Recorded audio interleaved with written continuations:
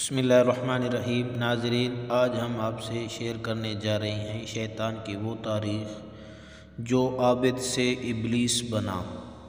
شیطان 80,000 سال تک فرشتوں کا ساتھی رہا، 40,000 سال تک جنت کا خزانچی رہا، 30,000 سال تک مقربین کا سردار رہا، 14,000 سال تک عرش کا طواف کرتا رہا۔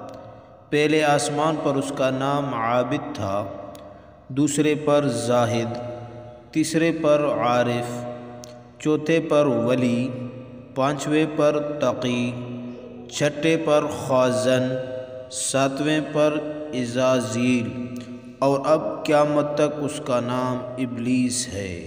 یہ کیوں؟ غرور اور تکبر نے کیا سے کیا بنا دیا۔ یہ بھئی غرور تھا جو شیطان کو ابلیس بنا دیا۔